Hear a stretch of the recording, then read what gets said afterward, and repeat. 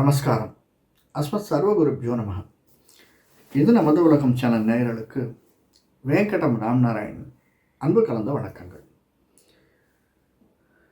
எந்த ஒரு சந்தர்ப்ப சூழ்நிலையும் எதிர்கொள்ளக்கூடிய மனப்பக்குவம் படைத்த தனுர் ராசி நண்பர்களே, எதிர்வரக்கூடிய 2025, அதாவது மார்கழி மாதம் பிரதமை திதியில் புதன்கிழமையில் பூராட நட்சத்திரத்தில் சுக்கிர திசையில் ஆரம்பிக்கக்கூடிய இந்த 2025 நமக்கு எப்படி இருக்கும்? தனுர் ராசி, எஸ்பெஷலி தனுர் லக்னம். தனுர் ராசினா மூலம், பூராடம், உத்திராட நட்சத்திரங்கள். மூலம் 4, பூராடம் 4 கால்கள், உத்திராடம் 1 கால்கள். இந்த நட்சத்திரத்தில் இருப்பவர்களுக்குத்தான் இந்த வருடம் எப்படி இருக்கும். நம்ம பலாபலம் பார்க்கறதுக்கு முன்னாடி அந்த வருடம் ஆரம்பிக்கச்சே கிரக பொசிஷன் எப்படி இருக்குன்னு பார்த்துக்கலாம். நம்முடைய தனுஷில் சூரியன் சந்திரன், 3 சனி சுக்கிரன், 4 ராகு, 6 குரு, 8 செவ்வாய், 10 கேது, 12 புதன் இருந்து இந்த வருடம் ஆரம்பிக்கிறது.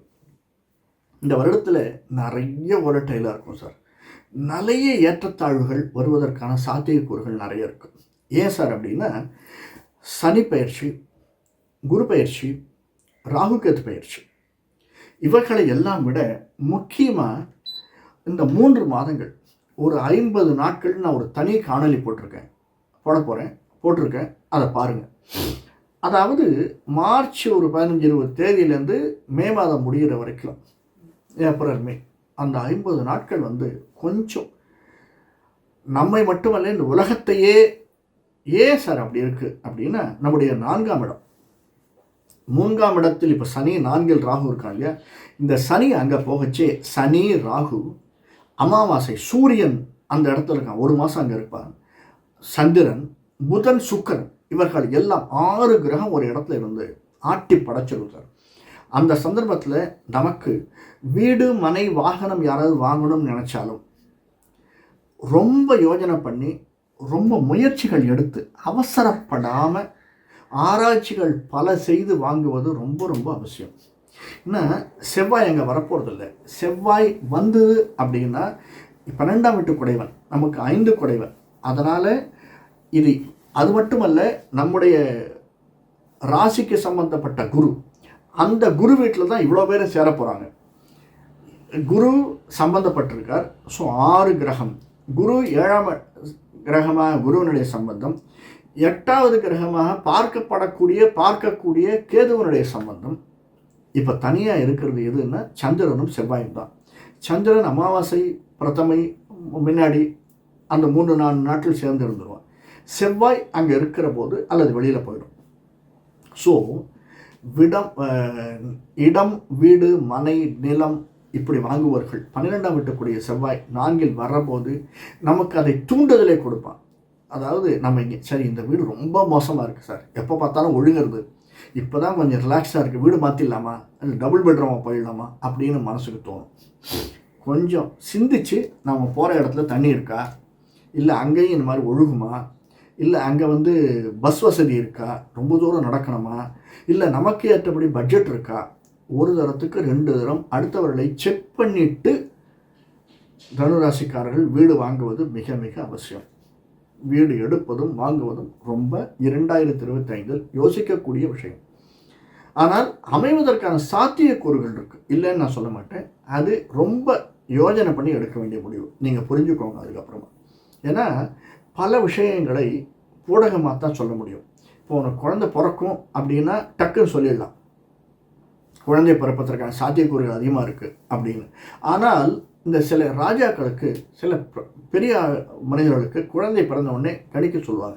அந்த குழந்தைகள்கிட்ட பல பிரச்சனைகள் இருக்கும். 7வது வயசில் இந்த பிரச்சனை இருக்கும், 8வது வயசில் பிரச்சனை இருக்கும்னா இப்போயே அந்த ஜாதகம் பார்க்குறவர் சொல்ல மாட்டார் அந்த பிரச்சனை வரும் உனக்கு அப்படின்னு.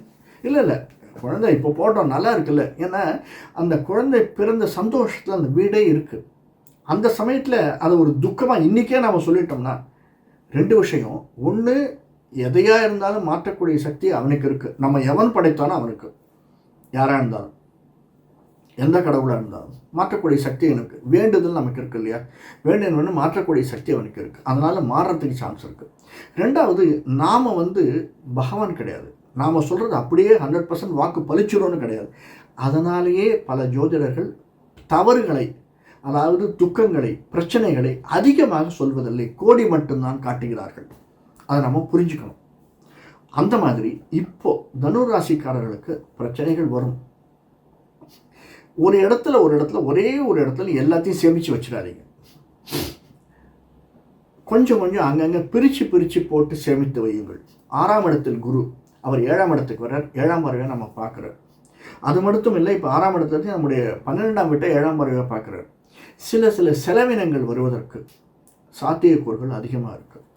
என்ன சார் செலவினங்கள் வரும்? மருத்துவ செலவுகள் வரும், படிப்பிற்கான செலவுகள் வரும், உத்தியோகத்திற்கான செலவுகள் வரும். அது என்ன சார் உத்தியோகத்திற்கு செலவு அப்படின்னா? இடமாற்றம்னு வச்சுக்கோங்க. நம்ம ஒரு டிரான்ஸ்ஃபரில் போகிறோம் அப்படின்னா அந்த டிரான்ஸ்ஃபரில் போச்சு வீடு அங்கே பார்க்குறது, அங்கே வீட்டுக்கு வாடகை கொடுக்கறது, அல்லது அந்த இடத்துக்கு வீட்டுக்கு ஒரு அட்வான்ஸ் கொடுக்கறது, இது திடீர்னு எதிர்பார்க்காத செலவு அது வரும். மருத்துவ செலவு சொன்னேன், இந்த செலவு சொன்னேன்.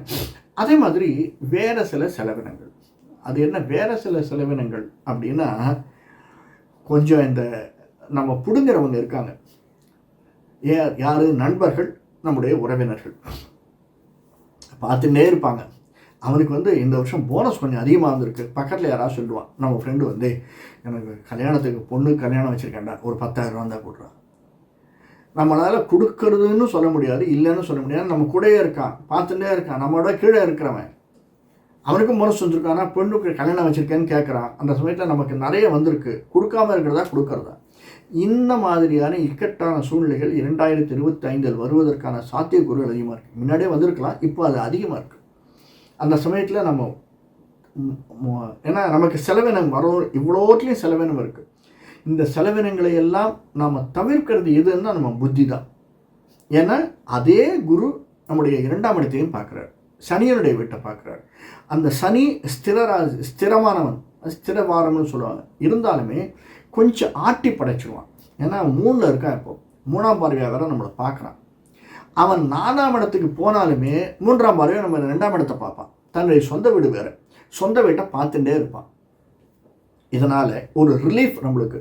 ஏன்னா நான் முதல்லையே வேற ஒரு காணொளியில் முதல்ல சொல்லியிருக்கேன், இந்த 4 ராசிகள் இந்த 2020 ஓஹோன்னு இருக்க போகிறது. அதில் முதல்ல இருக்க போகிற ராசி மிதுனம், மகரம், துலாம், அடுத்தது தனுஷ். ஏன்னா 7ஆம் நாட்டு சனி விலகிடுறது ஒரு 3 மாதத்துக்கு அப்புறமா. அதனால் நல்ல ஒரு இன்னும் விலகச்சவே கொடுத்துட்டு தான் விலகுவோம். ஏதோ ஒரு லாபம் நமக்கு வரப்போகிறது.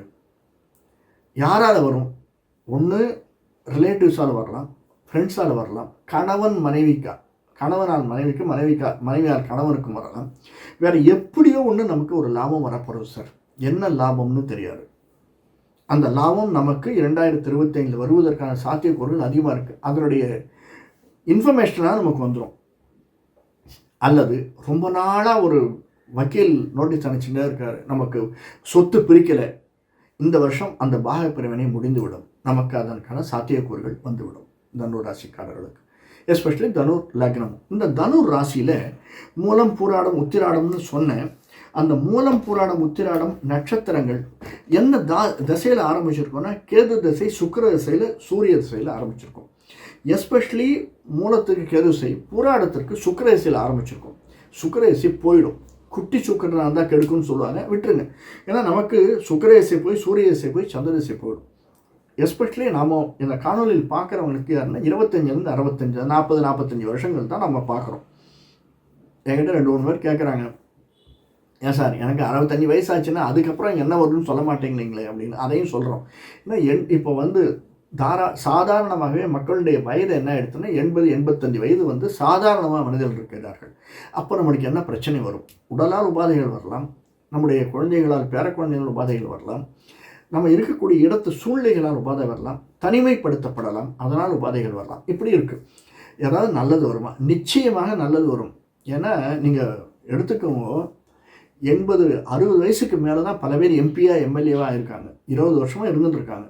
அதெல்லாம் நம்ம பார்க்குறோம். அந்த தசை நம்மளுக்கு அந்த அளவுக்கு ஃபேவர் பண்ணக்கூடியதாக அமைந்திருக்கிறது. அதனால் அதையும் நாம் பார்க்கணும். இப்போ நம்ம பார்க்கச்சு நம்மளுக்கு மெயினாக இருக்கக்கூடியது, எஸ்பெஷலி 25 வயசுக்கு மேலே வரக்கூடியதுன்னா சூரிய திசை அல்லது சந்திர திசை, செவ்வாய் ராகு குரு திசை தான் சார். செவ்வாய் ராகு குரு திசை உத்திராட நட்சத்திரத்துக்கு மட்டும் கடைசியில் ஒரு சனி திசை வரலாம். 17, 18 மணி நேரம் 35, 35, 20, 55, மொத்தம் 65, 70 கிட்டத்தட்ட சனி திசை வரலாம். மற்றவர்களுக்கு மெயினாக இருக்கக்கூடியது சந்திரன் செவ்வாய் ராகு திசைகள் தான். இதில் நமக்கு 5க்கும் 12க்கும் உடையவன் செவ்வாய். இப்போ ராகு நமக்கு 4லிருந்து 3ஆம் இடத்திற்கு வருகிறது. 3ஆம் இடத்துக்கு ராகு வரதோடு இல்லை, நம்முடைய தனுர் ராசியை 3ஆம் பார்வை வர பார்க்குறார். இப்படி பார்க்கச்சு 3ஆம் பார்வை, அப்படி பார்க்கச்சு 5ஆம் வீட்டை 11வது பார்வையாக 3, 11 அல்லது அப்படி 3ஆம் பார்வைனா 11 5ஆம் வீட்டையும் பார்க்குறார். அது செவ்வாயினுடைய வீடு. 5க்கும் 12க்கும் உடைய செவ்வாய், அந்த செவ்வாயினுடைய திசை நடக்கலாம். நமக்கு அஷ்டமாதிபதி அதாவது 8ஆம் வீட்டுக்குடையவன் சந்திரன், அது மெயினாக இருக்கிறது. இல்லை நேட்டல் மூன் எங்கே இருக்கான்னு அப்படிங்கிறது இப்போ நம்ம வந்து தனுர் ராசி அப்படிங்கிறதுனால நமக்கு வந்து மூன் இங்கேயே இருக்கும் இல்லையா. அதனால் இந்த இடத்துல இருக்கக்கூடிய சந்திரனுடைய தசை. இதற்கு அடுத்து நமக்கு வரக்கூடிய இன்னொன்று தசை என்னென்னா ராகு திசை, செவ்வாய் ராகு. இந்த 3 தான் மெயினாக இருக்கக்கூடியது. இவர்களால் ஏற்படக்கூடிய நன்மைகள் என்ன, சின்ன சின்ன தொந்தரவுகள் பிரச்சனைகள் என்ன, எப்படி தீர்வு அப்படிங்கிறத பார்க்கலாம். முதல்ல நான் சொன்னேன் பிரிவு இருக்கலாம், சேர்மை இருக்கலாம் அப்படின்னு. நமக்கு உறவினர்கள், நண்பர்கள், ரொம்ப தெரிஞ்சவங்க யாருடைய இழப்பாவது நமக்கு ஏற்படலாம். அது முதல்ல இந்த 2025. அதே மாதிரி நமக்கு தெரிந்தவர்கள், நண்பர்களுக்கு நமக்கு ப்ளஸ் பாயிண்ட்டும் அதிகமாக இருக்கலாம். பேரன் பேத்தி பிறக்கலாம், அல்லது நம்முடைய அக்கா அண்ணா அவர்களுக்கு பேரன் பேத்தி பிறக்கலாம். எக்ஸ்பேன்ஷன், வீடு எக்ஸ்பேன்ஷன் பண்ணலாம், வீடை எக்ஸ்பேண்ட் பண்ணி கட்டலாம். பொருள்கள் வீட்டுக்கு வாங்கி சேர்க்கலாம். அது எப்படி சார் பொருள் வீட்டுக்கு வாங்கி சேர்க்கறது, அதில் இருக்கே சார் பொருள் அப்படின்னா, இப்போ நம்ம பெட்ரூமுக்கு மட்டும் ஏசி போட்டுருந்தோம் அப்படின்னா ஹாலுக்கு ஏசி போடலாம். செலவோடு சேர்ந்து ப்ளஸ் பாயிண்ட் அது செய்யலாம். இந்த விருத்தி எக்ஸ்பேன்ஷன் நமக்கு நிறைய இருக்குது. ஒன்று ஒன்றா சொல்லிகிட்டே போகலாம். நிறைய எக்ஸ்பேன்ஷன், என்னென்ன விதங்களில் எக்ஸ்பேன்ஷன் வரும் அப்படிங்கிறத நான் தனி காணொலி, ஏன்னா இது வேறு. இப்போ நம்ம வந்து சாதாரணமாக ஒரு தனுர் ராசிக்கு தான் சொல்கிறோம். இதுவே கிட்டத்தட்ட 25-30 நிமிஷம் ஆகிடுறது.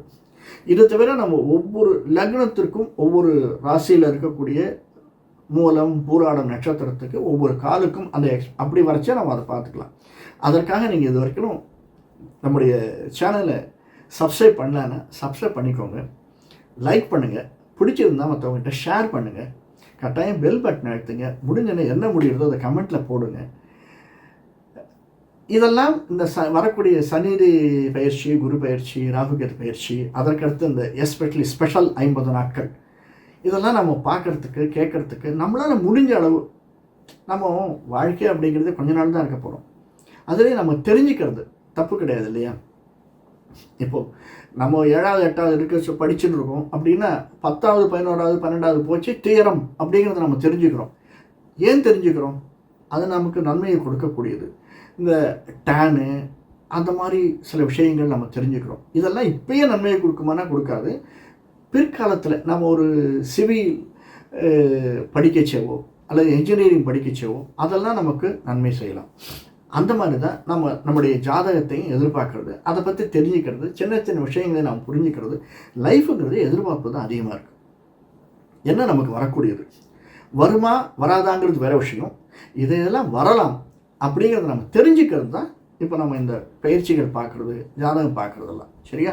இப்போ நமக்கு திரை, சின்ன திரை, பெரிய திரையில் இருப்பவர்கள் அவர்களுக்கு எப்படி இருக்கும், பிஸ்னஸ் செய்யக்கூடியவர்களுக்கு எப்படி இருக்கும்? ஏன்னா ராகு மீனத்தில் இருக்கச்சே இந்த வருஷம் சுமாராக இருந்திருக்கும். அடுத்த வருஷம் 2ஆம் இடத்தை பார்க்கறதுனால நிச்சயமாக ஒரு மேன்மையை தரக்கூடியதாக கஷ்டங்கள் கொஞ்சம் இருக்கும் சார், இல்லைன்னு நான் சொல்லலை.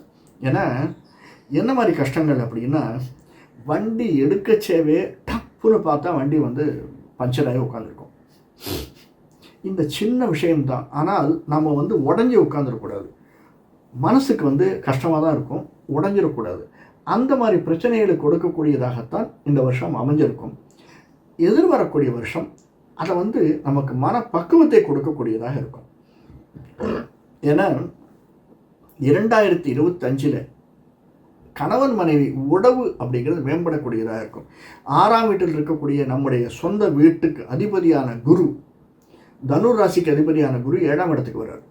6லேருந்து 7 காலத்தினால நிச்சயமாக கணவன் மனைவிக்கு இடையே உள்ள உறவு என்பது ரொம்ப 7ஆம் பார்வையை வேற பார்க்குறார். 7ஆம் வீட்டுக்கு வர்றார். அந்த வீடு நல்ல வீடு, அது புதனுடைய வீடு.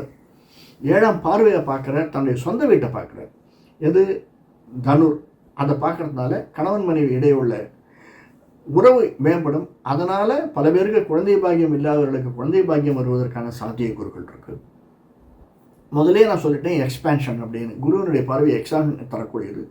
அந்த குரு ராகு இருக்கக்கூடிய 3ஆம் வீட்டையும் 9ஆம் பார்வையாக பார்க்குறார். அதனால் ராகுவால் ஏற்படக்கூடிய பிரச்சனைகள் என்ன சார் பிரச்சனை அப்படின்னா, சின்ன சின்ன உபாதைகள், நமக்கு ஏற்படக்கூடிய உபாதைகள். சின்ன சின்ன உபாதைகள்னா கழுத்தில் ஏற்படக்கூடிய சுளுக்கு, கழுத்து வலி ஏற்படுறது, அந்த கழுத்து வழியாக இருக்கக்கூடிய பேக் பெயின் அல்லது ஷோல்டர் பெயின் வரக்கூடியது, அல்லது கழுத்து சம்பந்தப்படக்கூடிய நம்முடைய தொண்டையில் ஏற்படக்கூடிய சின்ன உபாதைகள். ஒன்றும் இல்லை, புறையேறதுன்னு சொல்லுவாங்க. அதனால் விளையக்கூடிய பிரச்சனைகள் எவ்வளோ இருக்குது தெரியுமா? அந்த கழுத்து சம்பந்தப்பட்ட லங்ஸில் ஏற்படக்கூடிய சின்ன சின்ன உபாதைகள், இது வருவதற்கான, அதனால் ஏற்படக்கூடிய செலவுகள் வருவதற்கான சாத்தியக்கூறுகள் இருக்குது. அதையும் பார்த்துக்கோங்க. இது 2வது. 3வது, மூட்டு வலி இருப்பவர்கள் நிச்சயமாக ரொம்ப கேர்ஃபுல்லாக இருக்கணும் சார். அது அதனால் ஏற்படக்கூடிய செலவினங்கள் அதிகமாவதற்கான சாத்தியக்கூறுகள் நிறைய இருக்குது. ஏன்னா கேது நம்முடைய 10ஆம் இடத்துலேருந்து 9ஆம் இடத்துக்கு போகிறார். 9ஆம் இடம் அப்படிங்கிறது ரொம்ப அருமையான இடம். அது சூரியனுடைய வீடு. அந்த இடத்திற்கு கேது போகிறார். சூரியன் சந்திரனோட சேர்ந்து இருக்கார். இந்த 50 நாட்களில் சூரியன் சந்திரனோட ராகு கேது சேர்ந்து இருக்குது அப்படிங்கிறது எவ்வளவு ரொம்ப ரொம்ப மேன்மையை தரக்கூடியது. அரசியல் விஷயங்களில் ஒரு பெரட்டி எடுத்துரும், உலகத்தையே பெரட்டி எடுத்துரும். அதுவும் அந்த 50 நாளுக்குள்ளே உலகத்தில் ஒரு பெரிய மாற்றம் வருவதற்கான சாத்தியக்கூறுகள் ரொம்ப அதிகமாக இருக்குது. நமக்கும் ரொம்ப அதை பார்த்துக்கணும். இது அடுத்தது டிரான்ஸ்போர்ட் பிஸ்னஸ் பண்ணுறவங்களுக்கு, நம்ம சின்ன திரை பெரிய திரை பார்த்தோம், அதில் லாபங்கள் நிறைய வரக்கூடியது இருக்குது. அதனால் உழைப்புகள் அதிகமாக எடுக்கக்கூடியதாக இருக்கும். அது எப்படி சார் உழைப்பு எடுக்கக்கூடியது, லாபம் வரக்கூடியது அப்படின்னா, 7 நாட்டு சனி விலகின்றார். அந்த விலகும் போது நமக்கு நிறைய விஷயங்களை கொடுத்து விட்டு விலகுவார். நிறைய ப்ளஸ், கையில் பணம் வரும், அதற்குரிய செலவு இருக்கும். 2 சரியா? 3வது, இந்த லாபம் வரணும் அப்படின்னா, ஒருத்தருக்கு இப்போ ஒரு சின்ன ஒரு காமெடி நடிகர்னு வச்சுக்கோங்களேன், ஒரு வருஷத்துக்கு 2 அல்லது 3 படங்கள் வந்திருக்கு அப்படின்னா, அடுத்த வருஷம் 5 படங்கள் வரலாம். 5 படங்கள் வரச்சே அவருக்கு உழைப்பு அதிகமாக இருக்கும். அதனால் அவருக்கு பிரச்சனையும் அதிகமாக இருக்கும், ஆனால் பைசாவும் கூட வரும். இது ஒரு விஷயம். இது திரைத்துறையில் இருப்பவர்களுக்கு. டிரான்ஸ்போர்ட் பிஸ்னஸ் சொன்னேன், ஒரு இடத்துல ஒரு இடத்தை மூவ் பண்ணி செய்யக்கூடிய பிஸ்னஸ். இந்த சிறு குறு தொழில் வியாபாரிகளும் டிரான்ஸ்போர்ட் பிஸ்னஸ் இருக்கிறவர்களும், அதே மாதிரி டூரிசம் சம்பந்தப்பட்ட தொழில் இருப்பவர்களும் இந்த வருடம் 2025 நல்ல மணி புரளக்கூடிய வருடமாக அவர்களுக்கு அமைந்திருக்கிறது. லாபத்தை தரக்கூடிய வருடமாக அமைந்திருக்கிறது. இவர்கள் தனுராசிக்காரர்கள் இந்த லேவாதேவின்னு சொல்லுவாங்களே, பணம் கொடுத்து வாங்கக்கூடியவர்கள். ₹1 கொடுத்தோம்னா 1.25 ரூபா வருதுன்னா ஒரு 5 பைசா அதிகமாகும். இந்த வருஷம் ரொம்ப கேர்ஃபுல்லாக இருக்கணும். அதுவும் கூடவே, ஏன்னா சனியனுடைய பார்வை 2ஆம் இடத்திற்கு இருக்குது. 4ஆம் இடத்துக்கு சனி போகிறதுனால நம்ம வீடு மாறச்சவே, நிலம் வீடு மனை வானம் வாங்கச்சவே எல்லாத்துலேயும் ரொம்ப பார்த்து வாங்கணும். ஏதோ ஒரு மைனஸ் பாயிண்ட் இருக்குது சார். அந்த மைனஸ் பாயிண்ட் என்னங்கிறத பார்த்து வாங்கணும். 7ஆம் இடத்து பார்வை, 7ஆம் பார்வையாக குருவினுடைய பார்வை நம்ம வீட்டுக்கு இருந்தாலும் அந்த குரு வீட்டில் தான் போய் சனி உட்கார்றாரு. அதனால் அந்த 4ஆம் வீடு அப்படிங்கிறதுனால 12ஆம் வீட்டுக்குடைய என்னுடைய செவ்வாயை கனெக்ட் பண்ணிச்சு. 5ஆம் வீட்டுக்கும் அவன் தான். அந்த இடத்துக்கு சூரியன் சந்திரன் வரும்போது, ராகுவோட கூட இருக்கும்போது நாம் செய்யக்கூடிய செயல்கள், ஒரு இன்வெஸ்ட்மெண்ட்டில் ஒரு சின்ன மைனஸ் இருக்கும். நம்ம வாங்கிட்டோம்னா, ஆஹா அந்த இடத்துல ஒரு 1% குறைச்சலாக கொடுக்குறான்பா. பிஎன்ஹெச்பியில் வாங்கியிருந்தோம்னா 1%, இங்கே 12% சொல்கிறான், அவன் 11%. 10 வருஷத்துக்கு கனெக்ட் பண்ணால் நம்ம எவ்வளோ லாபமாக இருக்கும். இப்படி அதை செஞ்சதுக்கு அப்புறமா நமக்கு மனசு வருத்தப்படும். டபுள் பெட்ரூம் வாங்கிட்டு வந்துடுவோம், இப்போ தான் வாங்கிட்டு வருவோம், அதாவது வீடு மாறுவோம். மாறின அப்புறம் தான் எல்லாம் நல்லா இருக்குப்பா, ஆனால் மழை பெஞ்சால் மட்டும் தண்ணி வீட்டுக்குள்ளே வரும் அப்படின்னு சொல்லுவோம். எல்லாம் நல்லா இருக்குது, அங்கே பாரு ரொம்ப கிட்டத்தட்ட 10 வருஷம் ஆகிடுத்த வீடு, அதனால் கை வைக்கிற இடமெல்லாம் ஒரு மாதிரி ஓதமாக இருக்குது. இப்படி சின்ன சின்ன விஷயங்கள் நமக்கு மைனஸ் பாயிண்ட்டாக இருக்கக்கூடியது. வீடு மனை நிலம் வாங்கக்கூடியவர்கள் அல்லது பிஸ்னஸ் செய்யக்கூடியவர்கள், ரியல் எஸ்டேட் தொழில் செய்யக்கூடியவர்களுக்கு அமைவதற்கான சாத்தியக்கூறுகள் இருக்குது தனுராசிக்காரர்களுக்கு. அடுத்தது ஷேர்ஸில் போடுறது நிச்சயமாக மேன்மையை தரக்கூடியதாக. முதல்ல கொஞ்சம் லோவாக இருக்கும், அடுத்தது ஒரு ஃபிக்ஸடில் போடுறது நல்ல மேன்மையை தரக்கூடியதாக அமைந்திருக்கிறது. ட்ராவல் பண்ணுறவங்களுக்கு ட்ராவலுக்கு நிறைய சாத்தியக்கூறுகள் இருக்குது.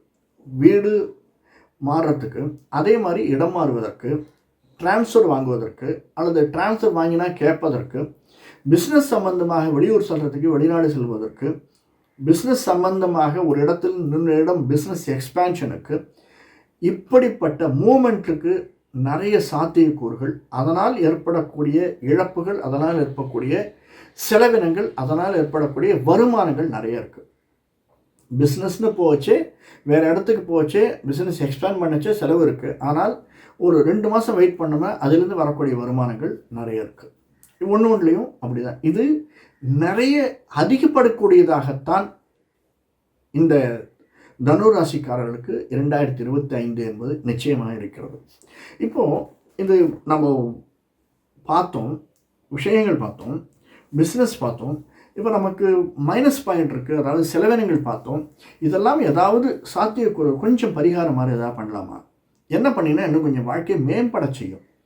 எஸ்பெஷலி நமக்கு நான் முதல்லே சொன்னேன், சந்திரன் செவ்வாய் ராகு திசைகள், ராகு குரு திசை. ஏன்னா ராகு குரு சனி இதுதான் மெயின். உத்திராட நட்சத்திரக்காரர்களுக்கு தான் ராகு குரு சனி திசை இருக்கும். மூலம் பூராடம் இருப்பவர்களுக்கு சந்திரன் 10 வருஷம், செவ்வாய் கிட்டத்தட்ட இவர்களுக்கு தான் சந்திரன் செவ்வாய் ராகு தான் அதிகமாக இருக்கக்கூடியவர்கள், ப்ளஸ் குரு. இது குருவனுடைய வீடு. குரு 6லேருந்து 7ஆம் வீட்டுக்கு வரார். அதனால் நிச்சயமாக நம்ம குருவை பிடிச்சிக்கணும். எந்த குருவாக இருந்தாலும் சரிதான், ராகவேந்திரராக இருக்கலாம், ஐயப்பனாக இருக்கலாம். அதான் குருன்னா என்ன சார்? வழிகாட்டி. நான் முதல்ல சொல்லியிருக்கேன், தனியாக வேற ஒரு காணலில் பார்த்தீங்கன்னா உங்களுக்கு தெரியும். என்னுடைய காணலில் தனுராசிக்காரர்களுக்கு அந்த 3 நட்சத்திரத்துக்கு ஒவ்வொருத்தருக்கும் என்ன பண்ணணும் அப்படின்னு. இந்த வருடம் எல்லாமே சேர்றதுனால, சனி இருக்கிறதுனால, செவ்வாய் 12ஆம் வீட்டுக்குடையவன் இருக்கிறதுனால, அந்த சந்திரன் இருக்கிறதுனால, செவ்வாயினுடைய இதில் மெயினாக செவ்வாய் குரு சேர்ந்தது அப்படின்னா தட்சிணாமூர்த்தி, சுப்பிரமணியர். அடுத்தது குரு அப்படின்னா நமக்கு நம்முடைய குருமார்கள், மட்டாதிபதிகள், பீட்டாதிபதிகள். நாம் யாரையோ ஒருத்தர் குருவாக நினச்சிட்டு இருக்கோம். இவர்களுக்கு நம்ம ஏதாவது செய்யணும். இதற்கு இன்னொன்று, இந்த ஐயப்பன் கோயிலுக்கு போவார் இல்லையா, சில பேருக்கு ஐயப்பன் கோயில் ரொம்ப பிடிக்கும். அல்லது ஐயப்பன் கோயில் நான் போகிறதில்லை சார் அப்படின்னு சொல்பவர்கள் இருந்தாலும், ஐயப்பன் கோயில் செல்பவர்களுக்கு சிவப்பில் துண்டு வாங்க, கருப்பு அல்லது சிவப்பு, நீலம், சிவப்பு, இந்த 3 தான் போடுவாங்க அவங்க. அந்த சிவப்பில் அல்லது காவி நிறத்தில் அந்த துண்டை வாங்கி அவர்களுக்கு அவர் இடுப்பு கட்டிக்கிறதுக்கு அந்த சிவப்பு நிறத்தில் இருக்கக்கூடிய துண்டு வாங்கி கொடுங்க. மிக மிக ஏற்றத்தை தரக்கூடியதாக இருக்கும். அதே மாதிரி யாராவது இல்லைன்னு வரவங்க, அந்த ரிலேட்டிவ்ஸ் வரவங்க, அல்லது நாம் ஏதாவது ஒரு வீட்டில் ஃபங்க்ஷன் அவங்களுக்கு ஏதாவது கொடுக்கணும், ரிலேட்டிவ்ஸ் கொடுக்கணும் அப்படின்னு மகளிருக்கு கொடுக்கச்சு, பெண்டிற்கு கொடுத்து சிவப்பு நிறம் உள்ளதை அவங்களுக்கு கொடுங்க.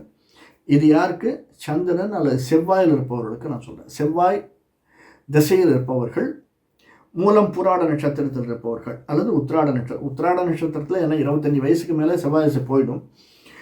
இவர்களுக்கு செவ்வாய் திசையில் இருப்பவர்களுக்கு இதை செய்து வருவது மிகவும் நலம். அடுத்தது செவ்வாய்க்கு அடுத்தது ராகு திசை சார். இந்த ராகு திசை 3 பேருக்குமே நல்ல நிலைமையில் இருக்கும். மூலம் பூராடம் உத்திராட நட்சத்திரக்காரர்களுக்கு ராகு திசையில் இருப்பவர்கள் கோவிலுக்கு போனீங்கன்னா, எஸ்பெஷலி இந்த சுற்றி வரைச்ச நமக்கு தெரியும், வடமேற்கு மூலையில் கேது ராகு சேர்ந்ததாக. ஏன்னா 3ஆம் இடத்துக்கு ராகு வர 4ஆம் இடத்துலேருந்து ராகுவனுடைய பார்வை வேற நமக்கு இருக்குது.